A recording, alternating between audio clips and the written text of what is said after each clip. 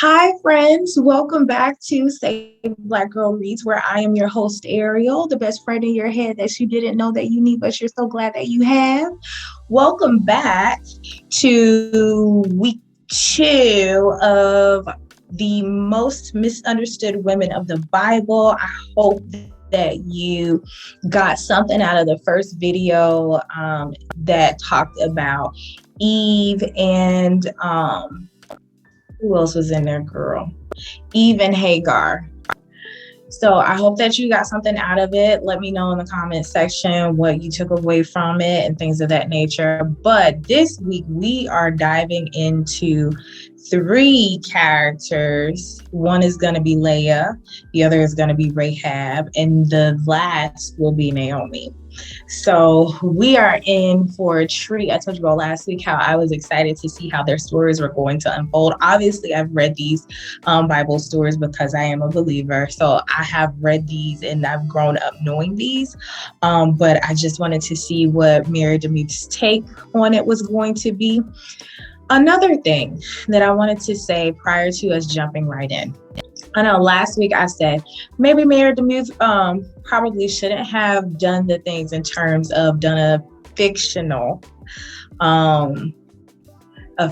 breakdown narrative of the story, but I do understand why she did it. I think she more so did it for those who probably didn't want to go back to scripture to reread the narrative, and also to kind of flesh it out in a compassionate way, by way of what her thoughts would have been if they would have had the compassion and the thought process of all of the things in terms of like a storyline, storybook. Even if you could see it as like a movie in your head, would you actually have the compassion for these ladies? So I take back what I said from last week. And so now in terms of her doing to actually jump right in. So the first chapter that we're going over is chapter 3.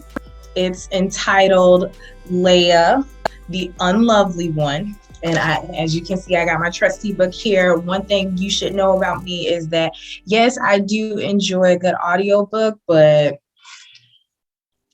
nothing compares to the paper, in my opinion, because I can write and do all of the things that I want to in the notes in the corners and things like that. I am that type of reader. So just want to put that out there. Nothing trumps the book for me. But essentially, we start out with Leah. And like, as we are going through the tales, like, sis, Lena, before there was ever a show by the name of Sister Wives, Leah and Rachel were the whole entire concept. Literal sister wives. Okay, so essentially, what this, like, some of the common themes that really kind of played out and were brought to the forefront were feeling less than, Leah feeling less than or not as pretty as her sister, as it pertained to the man that she married, which is wild, and possibly the need to compete for her husband's affection, knowing that she is not his first choice or his choice at all. Wow. And then, as it pertains to the custom back then, how Leah even got into this pickle, right? Let's just do brief synopsis. This is the story of Jacob coming into Laban's house by way of the push of Rebekah, his mother, who told Isaac, send him to my cousin's people, because if he marries one of these Hittite women, it's going to be the death of me. I'm paraphrasing. This is my version. You don't have to take my version for it. You can go and read it on your own. Okay. Amen. Hallelujah. But essentially, Jacob is now over in his kinsman's land. His cousin Laban, I think it's either his cousin or his uncle. It may be his uncle. But essentially, he goes, he does the works and things like that. And also, let's be clear, Jacob is coming into this land also because there was some smoke on him, because he took the birthright of his twin Esau. Just, again, putting that out there. All right. So Jacob is over here. He goes into Laban's house and things of that nature. It is noted that Jacob fell for Rachel, and Rachel being the more beautiful one, because in the King James Version, which Mary Demuth highlighted, is that King James said she was tender-eyed.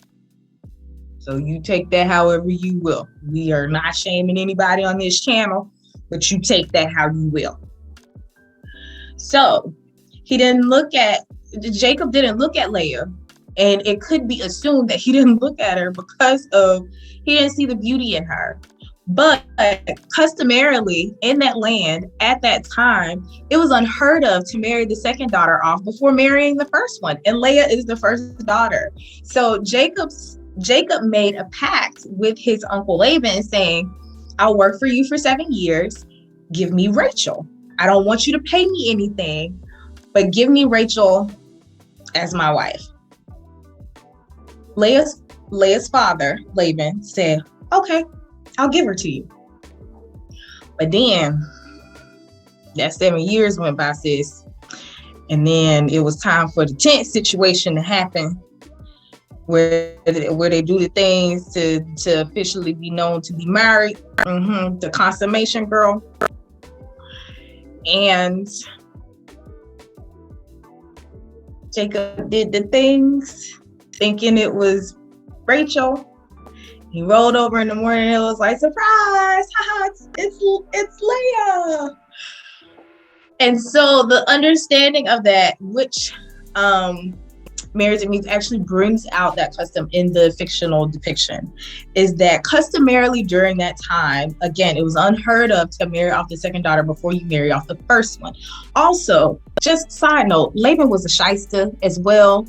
So Laban actually, finagled this whole situation so that he could get labor from Jacob for 14 years instead of a cool 7 that they agreed upon in the first place.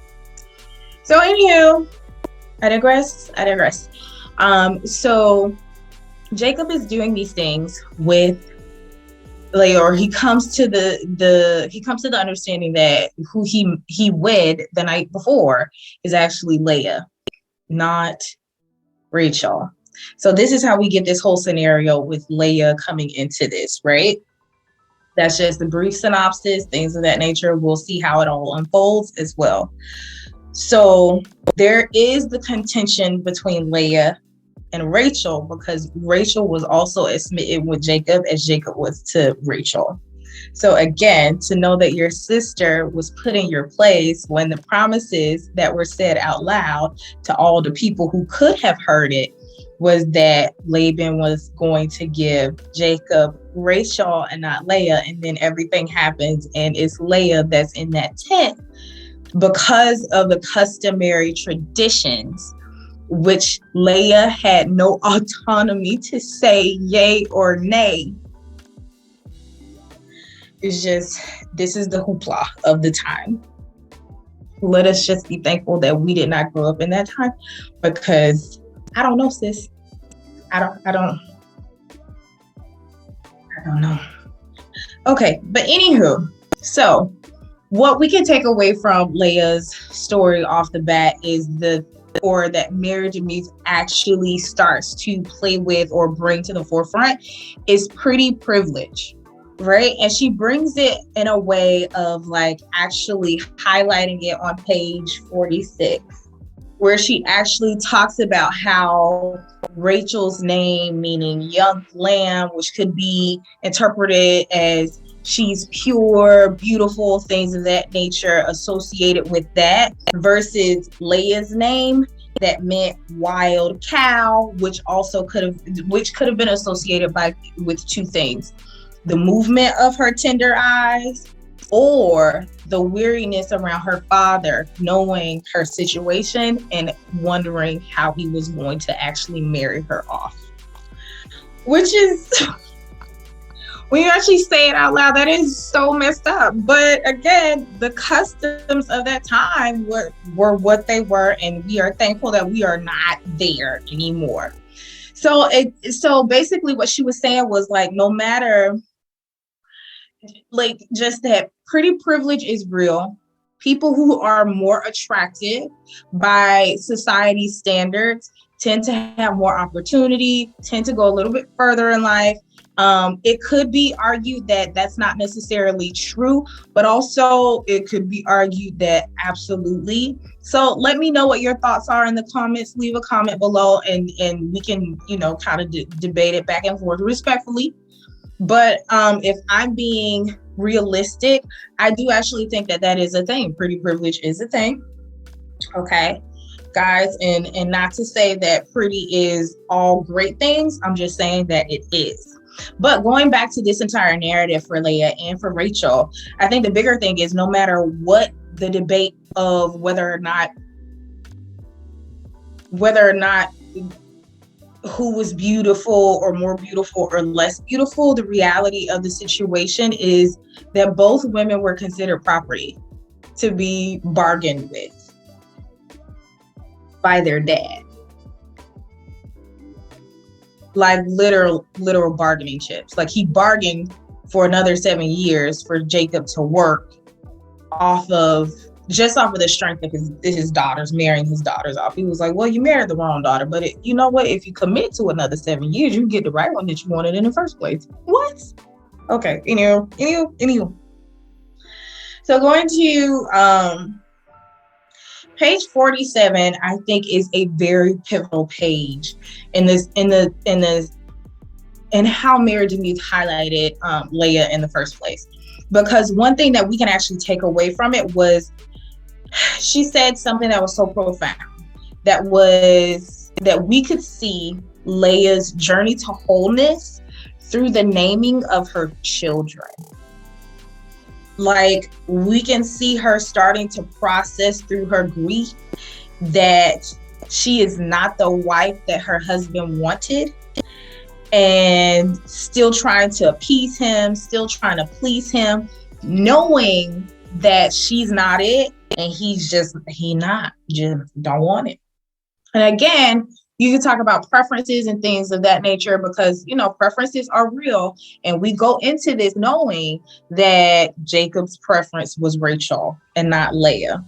But I think it's something to be said too about like just those names and things of that nature. So I really wanted to just like actually take a look at page 47 with you guys, because she talks about the fact that she can't control his affections for her, and she's grieving the fact that she can't, even though she's given her body over. I think it's recorded at 7 times for children, and also gave her servant girl, like Sarah did to Hagar.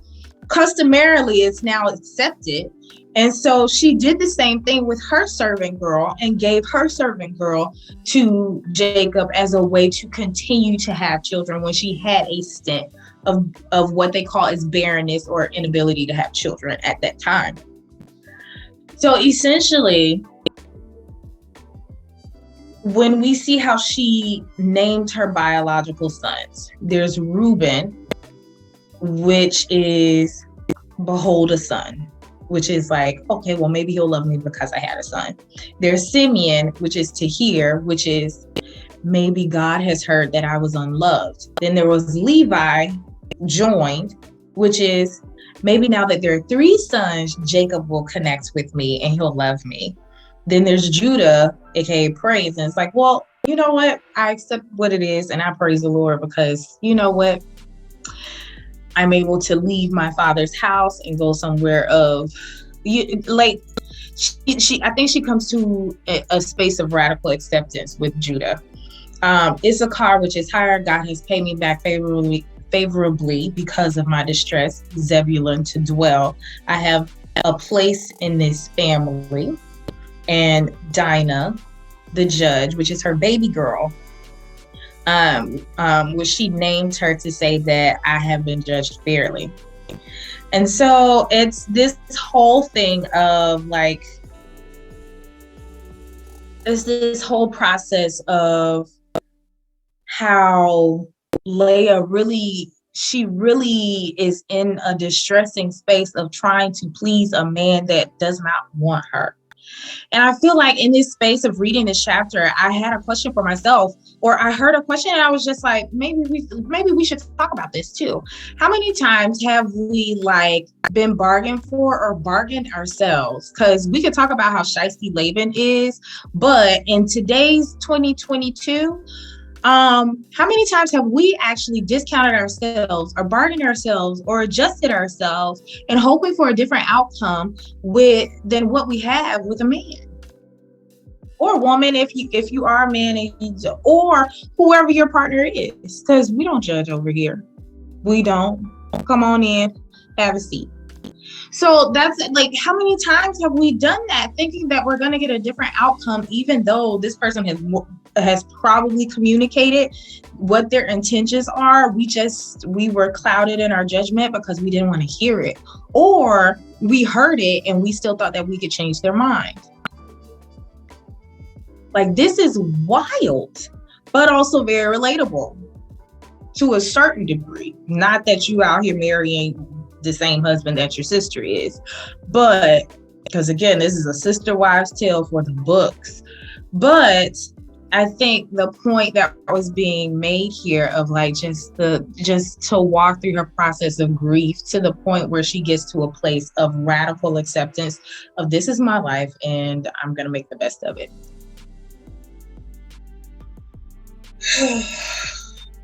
Okay.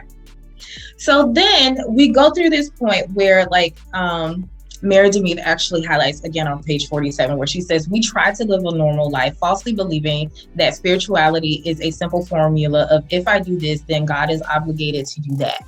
And what we find is that is not the case, because Leah, as we know, has been, for the most part of what we know that Leah has been a devout server of the Lord for as long as anyone can remember. But the issue is with this is that Leah has performed to the best of her ability and the best things that she knows how, and it's still not enough, because she is still married to a man who does not love her, who announced that he wasn't checking for her, and at the end of the day, she gave him 7 babies, and his love for the love of his life, or the person that he really felt connected to, was her sister. Just okay. All right. So, but I think that in the space of, we got to talk about the space of radical acceptance, right? And the fact that Leah actually gets to a point of radically accepting her life for what it is. Her husband is not going to love her the way that he loves her sister.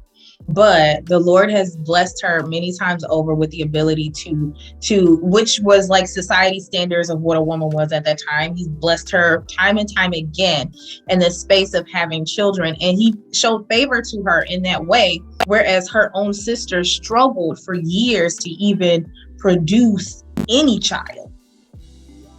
But I think even in the space of how we see like the distress and the grief of Rachel, the biggest thing is that Leah, the biggest thing that we see with Leah is that Leah saw honor in other ways as she resolved in her grief and came to a space of radical acceptance.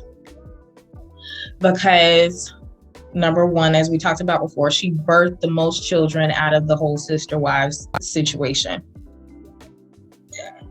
Ain't nobody else in the camp birthed 7. Whew. And let's be clear, Jacob had 12 kids. She birthed over half of them. She was also, I think it's important to note too, that Leah was also the wife who was buried next to Jacob.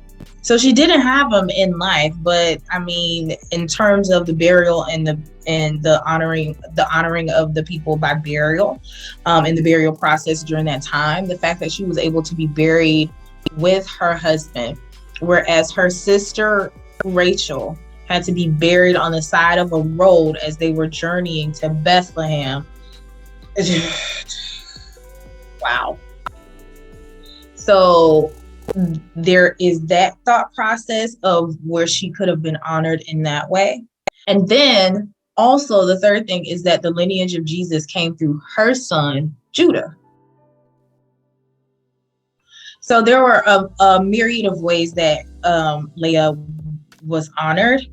And I think that was just like one of the bigger takeaways of like, she actually saw an honoring of the space in which, in like, she saw it, even though some of it she didn't see, because she had passed away.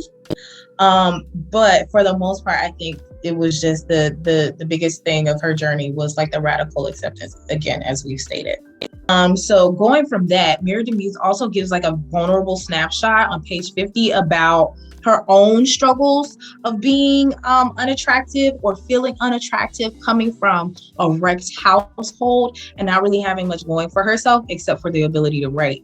And I think that was like very wildly vulnerable that she would actually share that with us, and talked about how she also endured some things in terms of like sexual abuse and other things like that. But I think the bigger thing is that she talked about, she gave us that space of vulnerability to also tie it in to what we were reading in terms of the things in the terms of what Leah is also going through.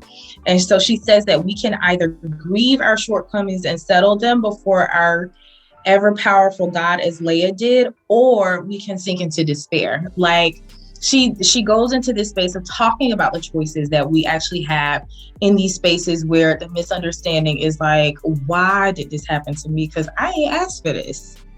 And I would have never asked for it, even if you gave me the opportunity to ask for it. But also from a standpoint of, I'm a good person, why did this happen to me?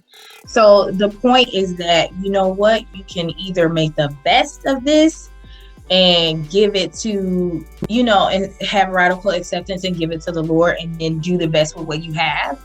Or you can sink into despair, be angry with God, and the situation is still trash. So I don't think we're going to really necessarily go over the truths about a fully understood you. They're in the back of the chapter, usually on the same pages with the discussion questions. But again, for the sake of time, we're going to move on to Rahab, the prostituted one. And so again, situation here. And let me just be honest with the space of Rahab, because Rahab is the one who, she dangled the crimson string or rope out of her window to let Israel know, after they walked around the walls of Jericho and they took the city of Jericho, not to kill her family. That's really what it was. But she was able to do so, or she saw that space of salvation based off of her willingness to help the Israelite spies that were in the city who almost got caught. So that's basically the gist of Rahab, and the fact that she hid them. She told the soldiers they were elsewhere and then had them go in a different direction. They remembered her and her family, and they were able to take the necessary information for the military battle back to their military grounds. And so the bigger thing is like the fact that after Jericho had been taken, and they come back and they get Rahab and her family, Rahab falls in love with an Israelite by the name of Salmon. Like the fish girl. Like the fish. Let me just pause. Yes, salmon like the fish. But she falls in love with, well, I don't want to say falls in love, but she marries. She marries Salmon, and they have Boaz. And if you are a believer and if you churchy just a little bit, you know who Boaz is. You know who he is. That's his mama. But we don't necessarily tie Rahab with being Boaz's mama. We usually tie Rahab to, and that's one thing that Mary DeMuse highlights too in chapter 4, is that we usually tie Rahab to still being that prostitute in the window who hid those spies. We still talk about it like she didn't like she didn't save her family, like she didn't marry a whole man, like she didn't have children and start a different life altogether. Like, just wow. But she did go from being the but she did go from being the prostitute in her known hometown to the woman who helped to bring a great military victory to Israel and save her family in the process, and become the mother to Boaz, the wife of Salmon, and ultimately a descendant of Jesus. Because again, Jesus came through the Judah bloodline, and Boaz is the great grandfather of David, or great grandfather of David. Genealogy, we'd have to stop to do it, but yeah. Anywho. But so here's the thing. Here's what's interesting about Rahab.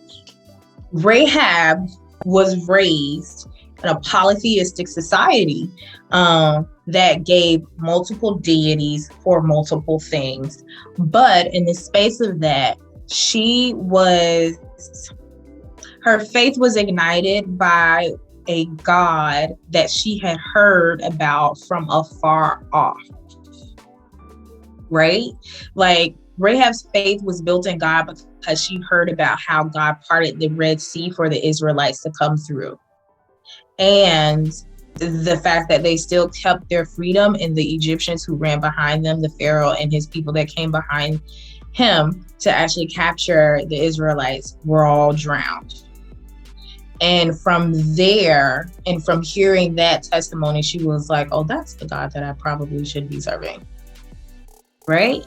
Which a lot of times, those of us who have grown up in a particular space or a particular type of growth, like I grew up churchy, so it was Jesus all through my mom and my grandmother's house, right? But some people grow up Buddhist, some people grow up Muslim, some people grow up Hindu. But I think the reality of whatever religion or world religion that you are in, a lot of times you find it in your childhood, and most of the times you stick with it. But here's a space of conversion for someone who is in a space of understanding the polytheistic faith that she has been taught, and from hearing the stories of the Israelites and what's been going on, and knowing that Jericho is next, she was like, oh no, I gotta do something different. Right? Like, she started to take her belief, because also look at her family situation. She's in a space where she's having to take care of her family by way of prostitution.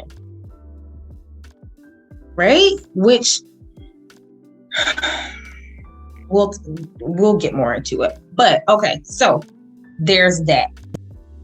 Another thing that Mary DeMuth highlighted was the parallel of the crimson rope on her door that showed the similarity of the crimson, or the blood that was painted over the doorpost in Egypt by the Israelites as a means of Passover, when the death angel came in and took all the firstborn boys, right? So it's the parallel between that and the crimson rope that Rahab hung out of her door, so that they knew, don't kill this family, right? So great observation from Mary DeMuth in that standpoint of like those parallels. But also, one thing that is also noted is that Rahab is one of two women listed in the faith's heroes in Hebrews. Along with Sarah, she is the only other woman that's mentioned. Wow. I think that in the space of this chapter, page 68 was a really good page to park on, kind of like how page 47 was for Leah.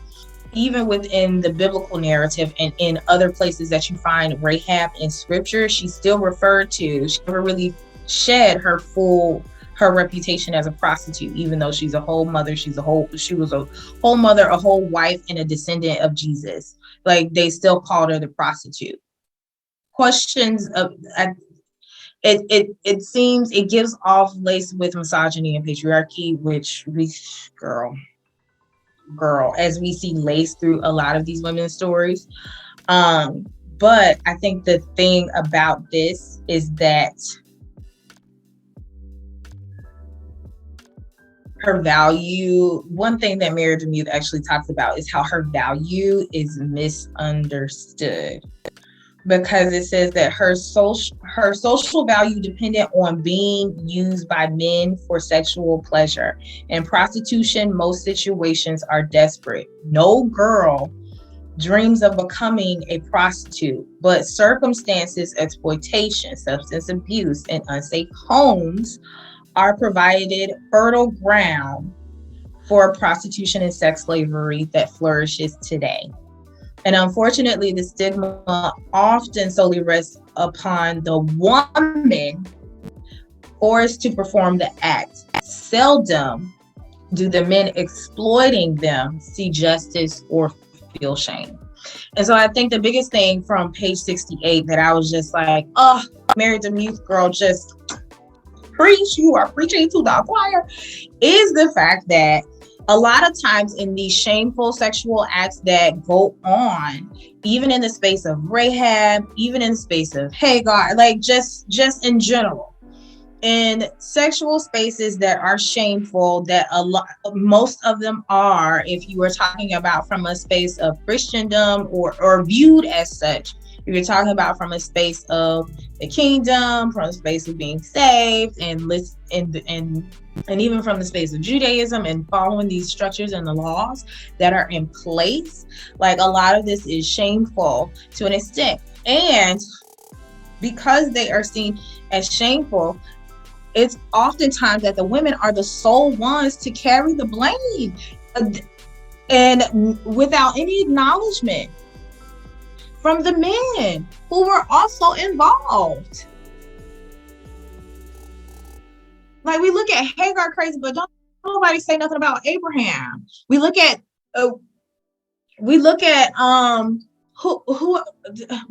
Bathsheba crazy, which we're gonna talk about Bathsheba, but still, we look at Bathsheba crazy, but we never think about the power dynamics between her and King David. Like, these are the things that are just wild, right? That Marriage to Youth, I was like, oh yes, girl, you said it, and I'm so glad you did, because it does feel like a space of validation. Because a lot of times, even the adulterous woman in the New Testament, guys, the adulterous woman, there's a whole other man that is also in the space of committing this adultery, and no one has said anything to this man. This man wasn't dragged out in the dust ready to be stoned. It was just that woman. What? And if you grew up churchy like me, I'm gonna give an example. Child, listen. Did you go to a church where they made you get up not me, but if the girl got pregnant, they would make her sit down for the season that she was pregnant. They would sit her down, but the man who impregnated her was able to still serve, because either on the piano or the drums on the deacon board. Like, did you attend that service, sis? Did you attend that church? There are so many different stories. I have a cousin who also my age, so this was still going on while I'm still a young one. This was still going on in church even as I was a teenager, because one of my older cousins, God bless her, got pregnant and she was sat down. And again, she was one of the leaders of the praise and worship team at that time. But yes, got sat down, but don't nobody ask the questions about the dad, who's the dad, if he attends the church, whether or not he's involved. And a lot of times whether or not they are. I mean, like the issue. So my stepfather actually has this one thing that he says, and it is so profound, and I still take it with me today. The only difference between like the people sin who you can't see and the pregnant girls is that you can see her sin. But the fact of the matter is, like, again, women carry the blame. The fact that the adulterous woman carried the blame. I mean, shoot, even in other books, the Scarlet Letter, Hester Prynne, walking around with the Scarlet Letter A on her clothes when her baby daddy is the priest. Somebody. I just can't. When her baby daddy is the priest. All right, I digress. I'm off my horse because we gotta stay focused. Stay focused. So on page 69, she talks about how there is a double standard within even our community of Christendom and things of that nature, and even probably further out than that. There's probably still double standards within society and as a whole, those in other world religions as well. But because I'm coming from this standpoint, I can only speak to this standpoint. But she talks about how women have long been scapegoated for promiscuity while their male counterparts get a pass. Even in the purity movement in the 1990s placed a heavy burden upon girls to be modest, so not to tempt the boys, but then failed to address the lust problem boys were expected to have. In short, the onus was on women to make sure that men wouldn't lust. And girls in high school who had sex quickly got a reputation, while boys who did the same were heralded as virile. And let me tell you, that double standard is a whole hot mess and a half. But when she's talking about that purity movement, she is not lying, sis. I can't tell you how many times the church mother pulled me over talking about this, that, and third. And I'm not, I like to dress nice and things of that nature. But I can't help that, you know, when I was coming up in high school, that, you know, my body was changing. And sometimes you don't necessarily know how to dress yourself at that time because your body is still changing. You know what's appropriate, you know what's not. But sometimes you kind of toe the line, and then, you know, you're going through a little rebellious stage too. So you kind of toe the line or what have you. But I can't tell you how many times I was pulled over by an elder on the mother's board or something like that. Somebody want to bring me a lap cloth or tell me that something is a little too tight for their standards. Meanwhile, the boys that are walking around, no one's teaching them about temperance and self-control, which is a fruit of the spirit, which they should have to get a hold of their lust. Like what? We're just no accountability for the men. And all of the women hold all of the onus of, you made him sin. And see, this is why women hold the blame a lot of times in these situations, whereas the men skirt around scot-free in such a misogynistic type of society. I literally just a couple of days ago was watching Good Times. Good Times is like one of my mom's favorite TV shows that she watched growing up as a family show. And so I was having a nostalgic moment, and I went on the Prime Video that they got it for the free. And I was watching it, and the episode actually came up where JJ, the older brother, and Thelma, the younger sister, both had dates that night. Both.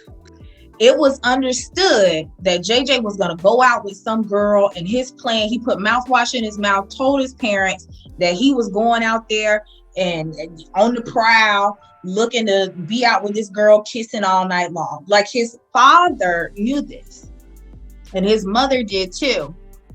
No one really said anything about that except like, oh, okay. It was almost kind of like a boys will be boys. But then Thelma is going out with this young man who did a thesis on, you know, sex in the Black community, and they found that was the book that she had. All the hoopla started off of a book called Sex in the Black Community. When James, who was the father, thought that it was James Evans Jr. or JJ's book, no one said anything. The moment he found out it was Thelma's book, he lost his entire mind. And to the point where he even said that he didn't know if he was going to let Thelma go out that night. And I was like, this is the problem, because JJ's still in the bathroom getting ready to go do to somebody else's daughter what he don't want done to his daughter.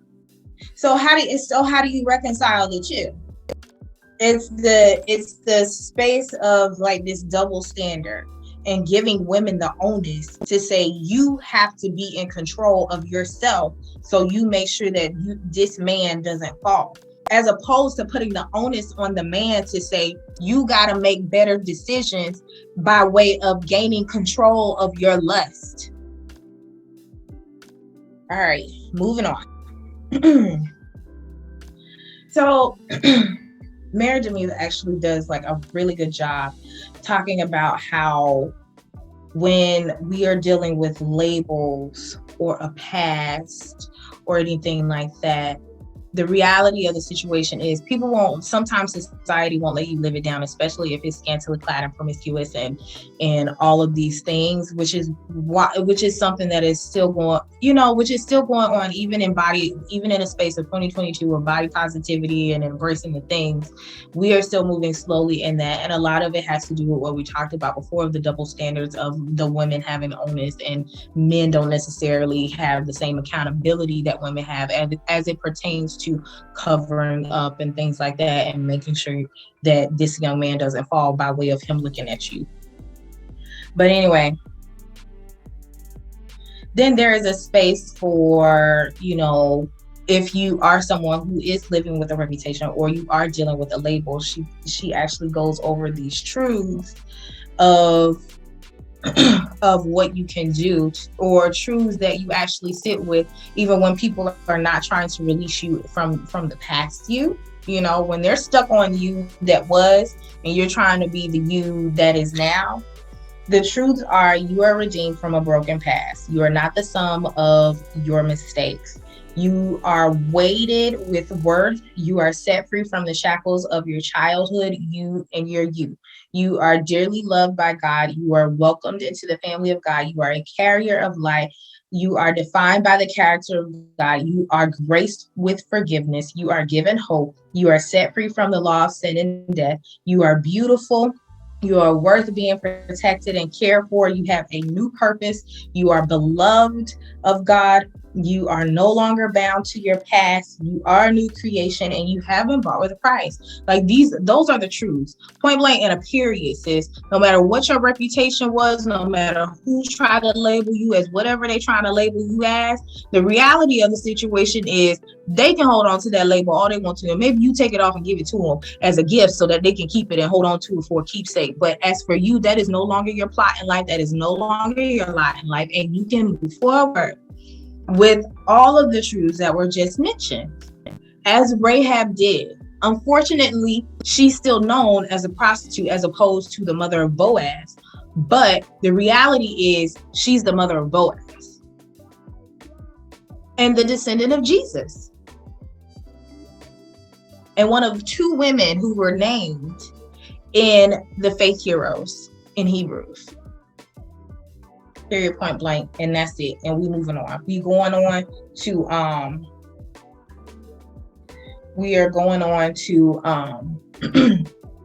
to Naomi's chapter 6. But one thing that Mary to me said before we leave this chapter is, it's time to reevaluate the voices you give power to. And that's it. Okay, moving on to Naomi, the grieved one. Naomi has a special place in my heart.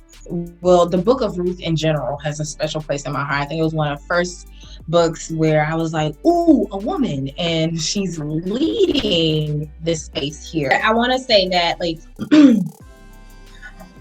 in going through this particular chapter, one thing that I learned a lot from this particular viewpoint that Mary DeMille points out, right?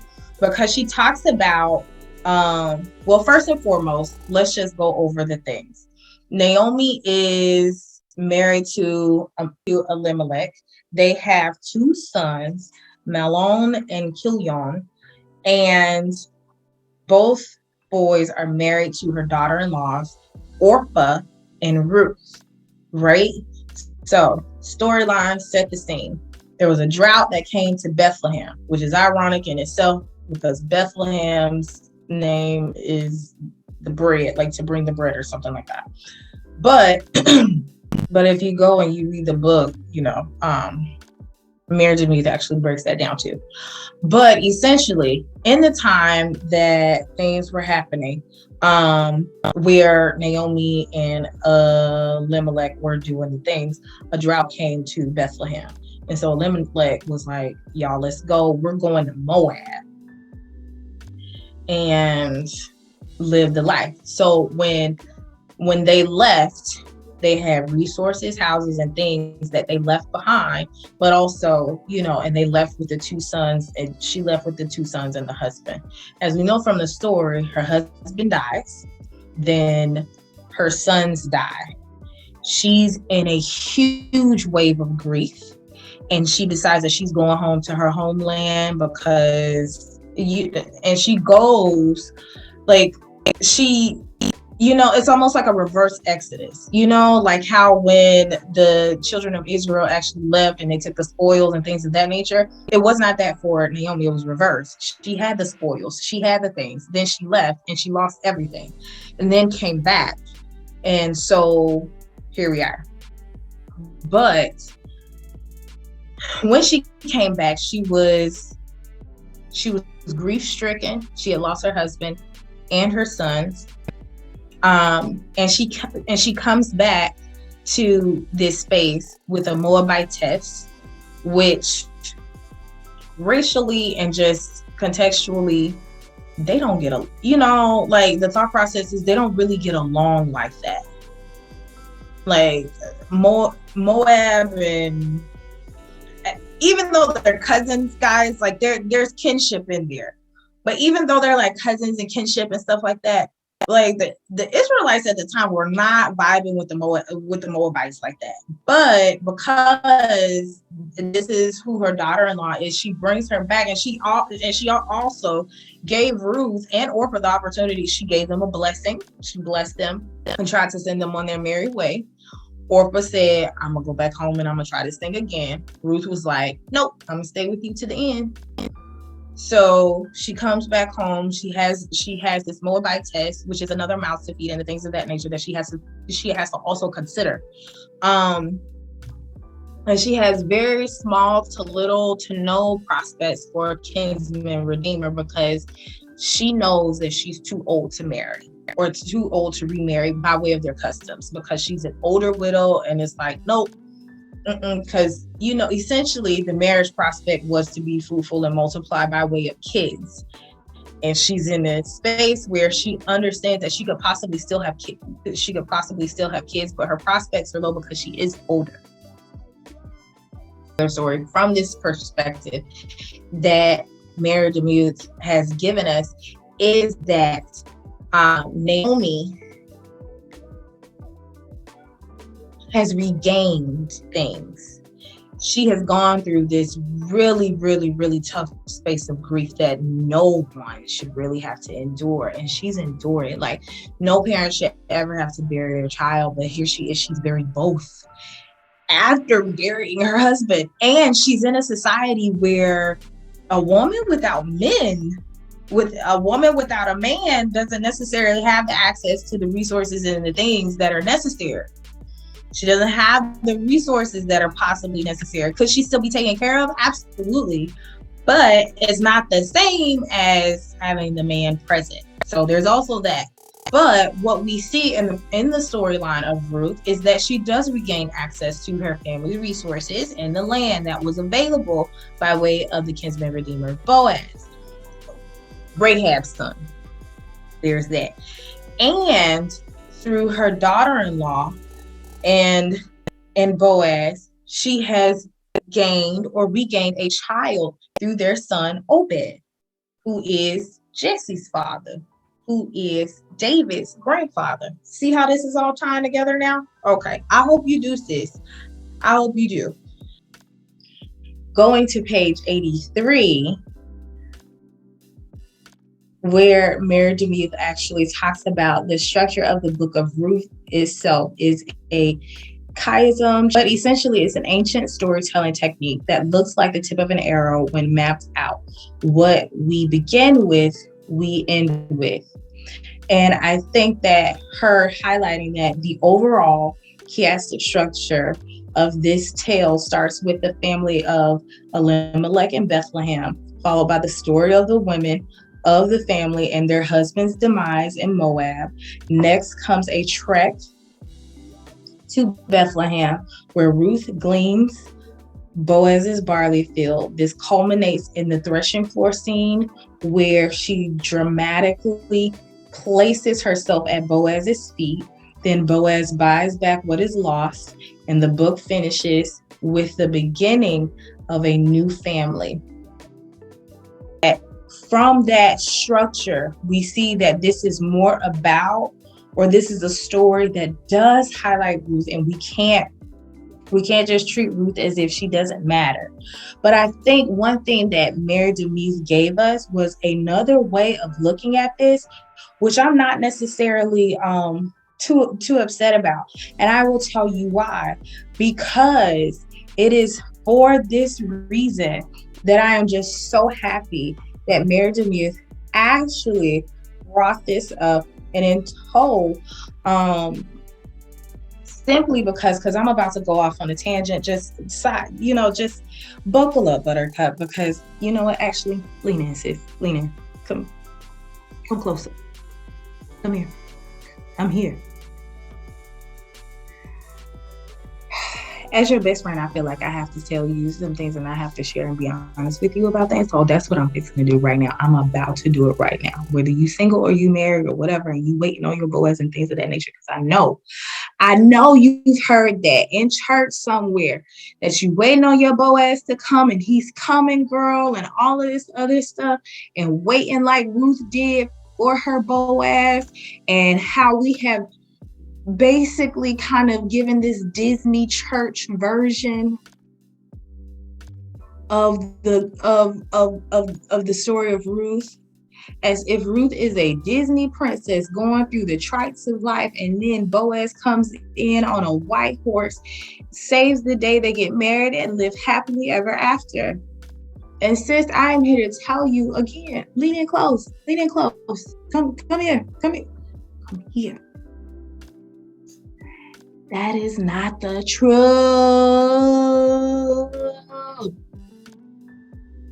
It is not. Soapbox moment. It's right here. I want us to start thinking critically, even though this is the narrative that we've been taught. This is the narrative that we've been told, that we've been instructed of, and things of that nature.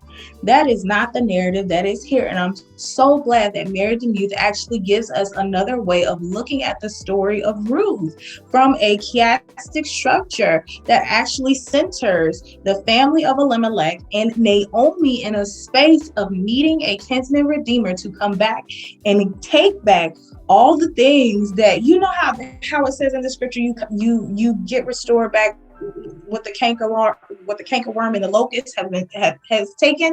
That's essentially what this is. Like, Naomi, we don't even know if Naomi wanted to go to Moab, but she was a devout wife.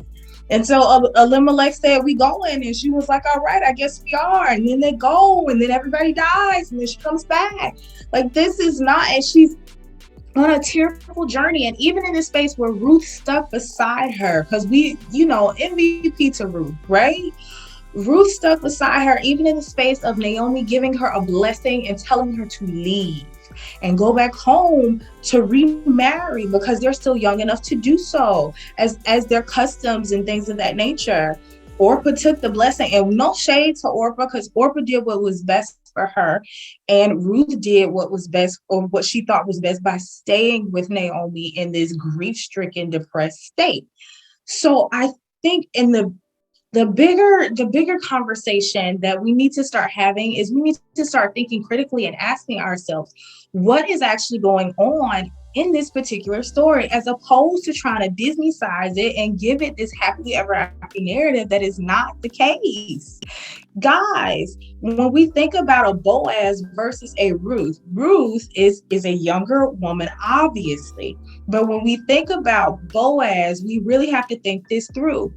Boaz was old enough to be a suitor for Naomi before she married Elimelech. He was a kinsman in the running. Think about that.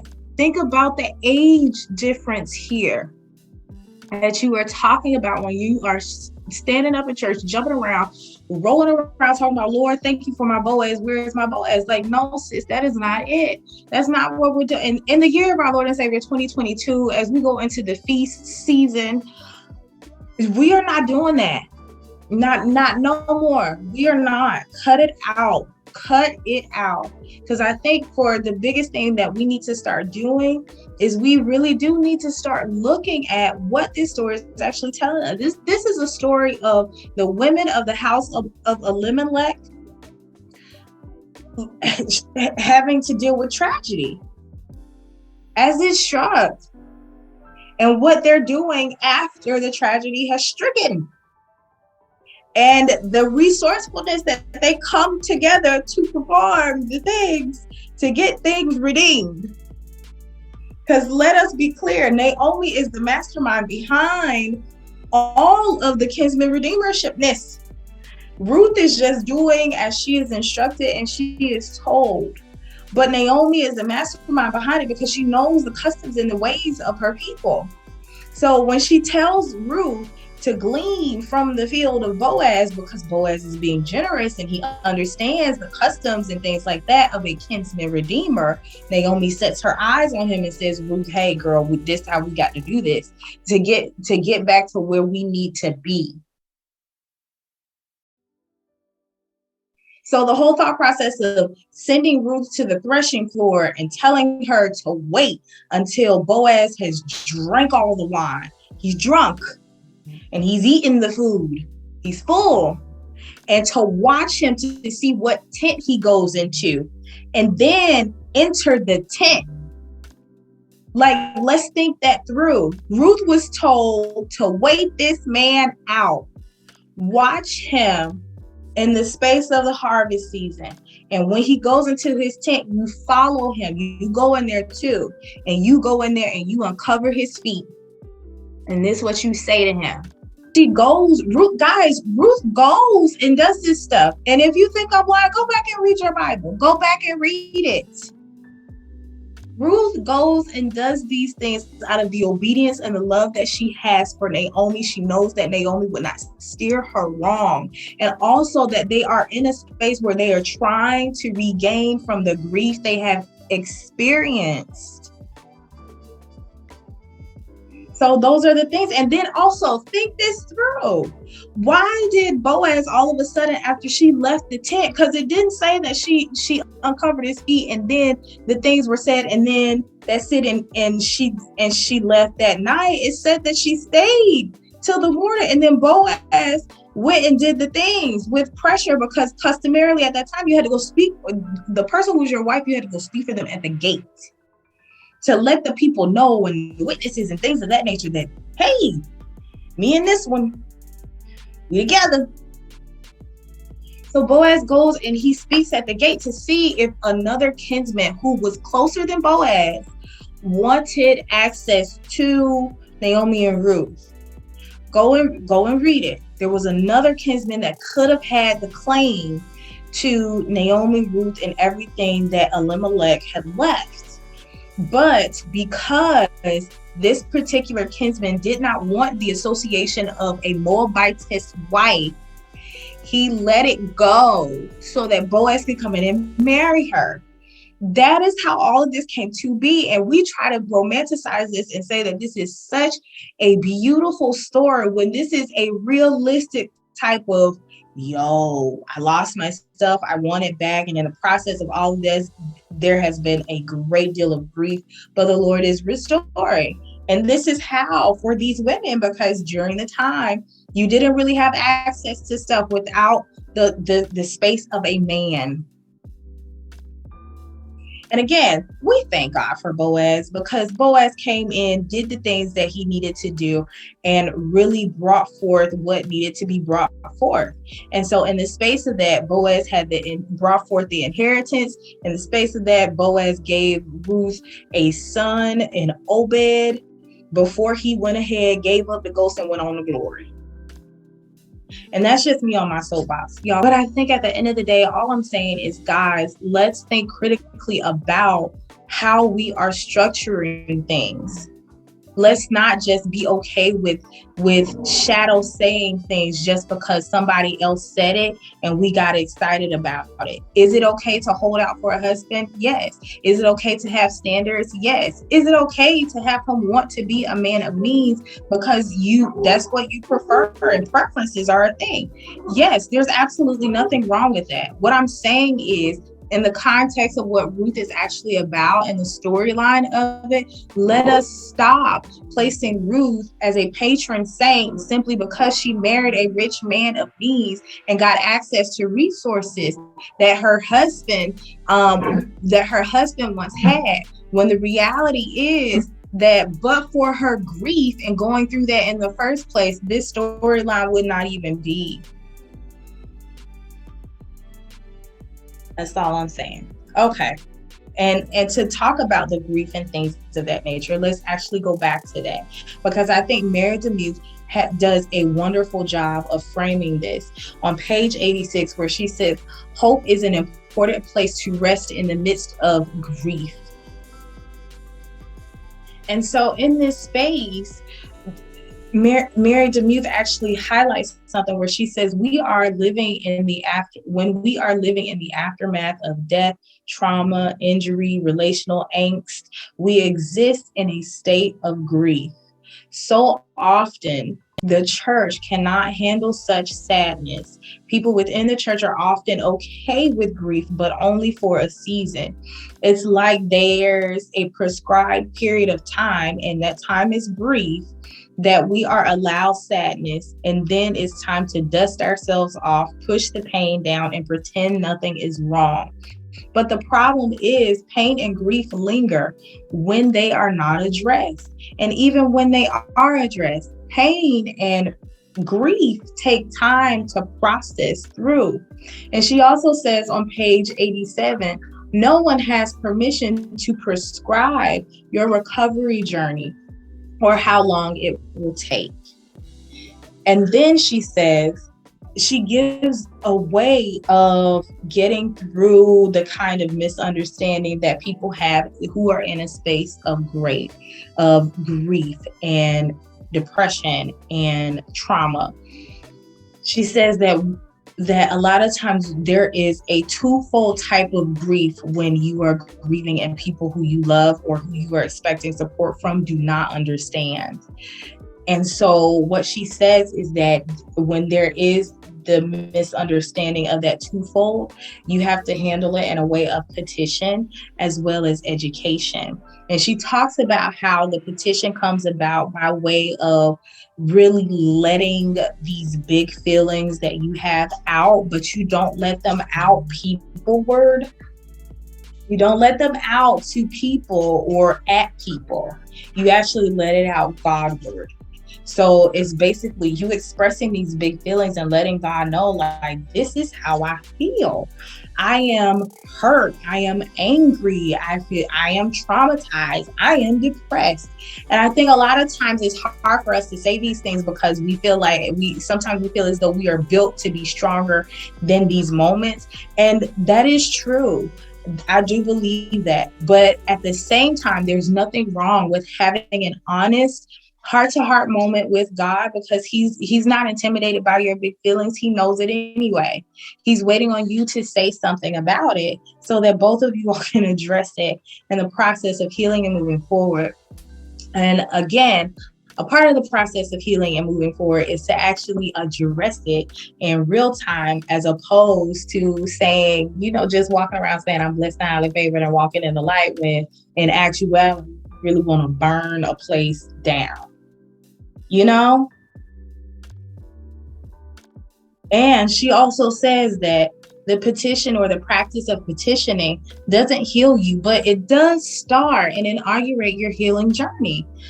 There are multiple feelings of grief, multiple feelings of depression, multiple feelings of feeling downcast, downtrodden, forgotten.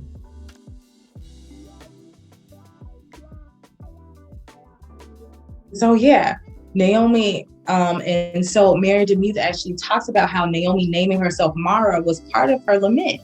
She was actually getting it out. She was actually expressing, like, I'm bitter. She's actually saying it. She's saying, I am bitter, I am upset, I am angry. I cannot believe that God would treat me this way, especially in the ways that we have followed him before. So yeah, to deal with that type of grief is wild.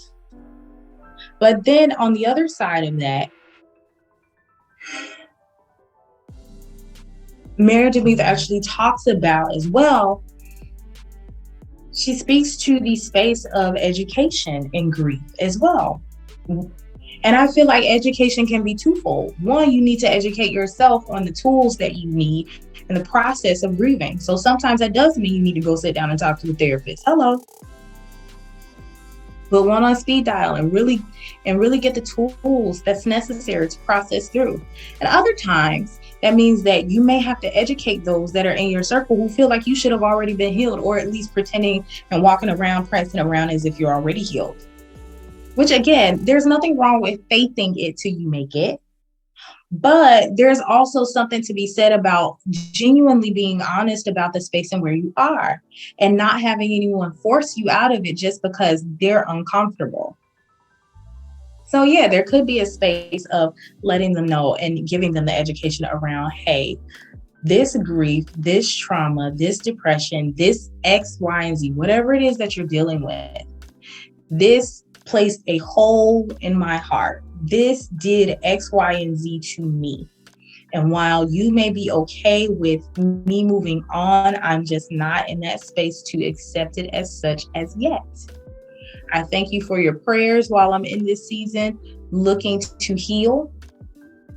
But I would just ask that you continue to give me support in this area as I am continuing to really process through. But even if you can't, I understand. But please don't try to force me out of this space when I'm not ready. The grief process is the grief process. And I digress from that. But I think that Mary DeMuth did a fantastic job of really giving perspective to the space and the narrative that is surrounding Ruth, and really giving space for Naomi, not just as a sidekick character, but as a guiding space, a woman of wisdom. Even though she is a woman of grief, she still provides the wisdom to Ruth that is needed to obtain the kinsman redeemer that they can have, so that they can, so that the things can be restored. And again, Ruth regains things by way of who her husband is and what family she married into. So the inheritance that would have been given over to her husband is now in the space and continues in the lineage, even though she has buried her husband. I think this was a beautiful way and an honoring way that Mary DeMuth actually told this story. And I think that this is one of my favorites, because again, Ruth is one of the books that I really do hold dear to my heart. And I think that Mary DeMuth did a fantastic job of really giving it a fictional viewpoint, but also in the space of really understanding from the perspective of how the story is actually told, how we could also actually look at it from that perspective, as opposed to just a get happy moment for a potential husband. All right. So let's talk about our next video and what we need to prep for. So in the next video, we will be doing chapters 6, 7, and 8. And that is Bathsheba, the harmed one, which we talked about a little bit earlier, but y'all weren't gonna suck me in, sis, because we got other things to talk about. And I'm excited to dive into her as well. Tamar, the violated one, and the Proverbs 31 woman, the perfect one, which I'm really excited to see also how Mary DeMuth is really going to spin that, because the Proverbs 31 woman, honey, she is a force to be reckoned with. And everybody who's out here churchy in the space of how I grew up churchy, all of them they out here striving to be that woman and exhausted. exhausted. Because this woman she's a force to be reckoned with. But anywho, let's just talk about these 3 chapters overall. Really quickly, I want to actually give you that before we go as well and do this in this wrap up. One thing that I am noticing in the space of the book so far, because we're almost halfway through the book, if not halfway through the book already. So congratulations. You've made it already halfway through the book. I'm so proud of you. I'm proud of you, and you should be proud of you too, especially if you didn't think you could do it. But again, if you're an avid reader like me, congratulations anyway, because this book is something that could possibly trigger you by way of if you churchy and you've been looking at things the same way for a while, right? So that part. But in the space of what I'm noticing and what I'm seeing in terms of a common theme so far is that there is grief amongst all of these women. There is grief with Eve by way of really losing her positioning with the Lord, by way of eating the fruit. And also because of the things that have evolved and have formed out of the original sin, there are other things that takes place. There is grief of having to leave the Garden of Eden. There is grief of her having to bury her son Abel. There's a lot of grief, but then there's the grief of also like her husband in this space of when asked, hey, what'd you do? And how did you get here? Why are you naked? And who told you? He blamed his wife, and there wasn't much protection. In the space of Hagar, there is grief. There is grief for the lack of autonomy. There is grief for the space of the treatment that she receives in the house by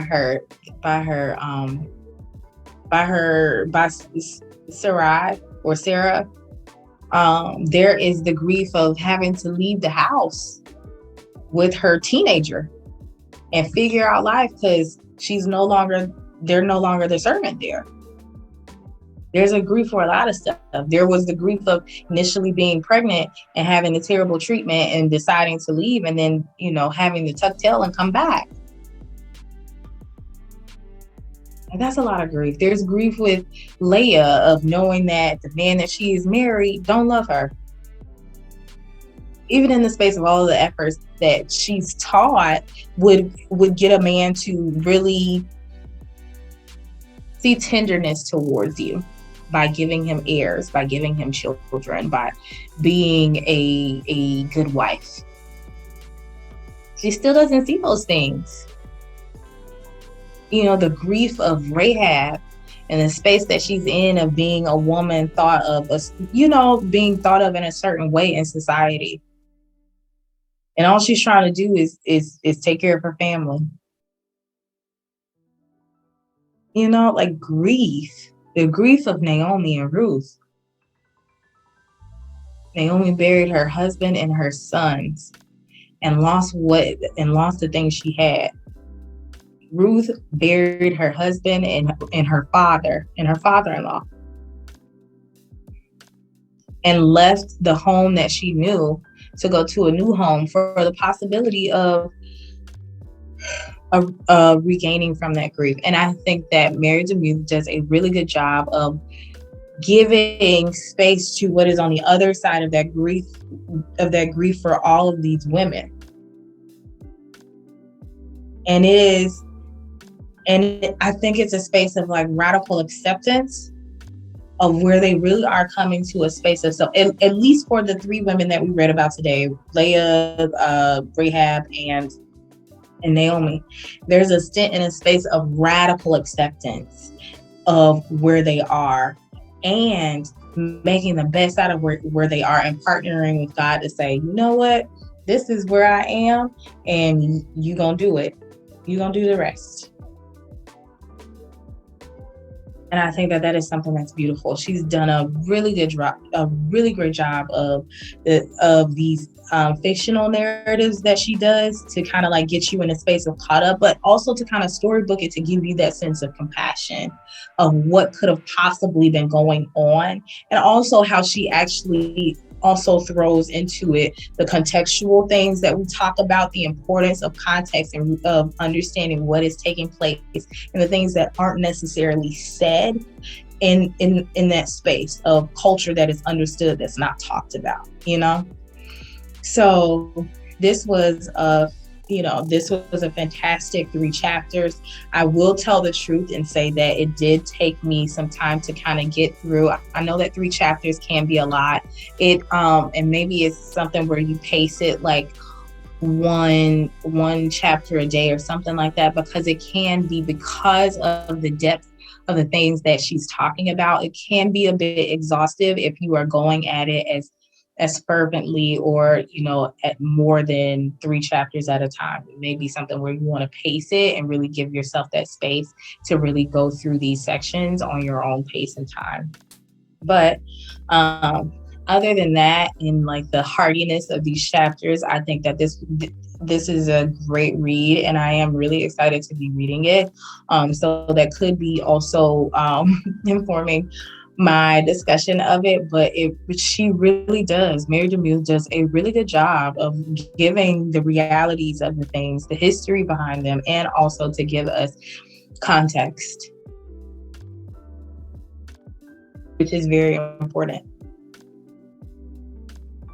Context is very important, and she does a good job of giving it to us. So until next posting, I was going to say next week, but I don't know.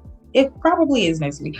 But until our next post, and within probably the next week, I will see you all and we will kiki and do the things again. But I will give you this.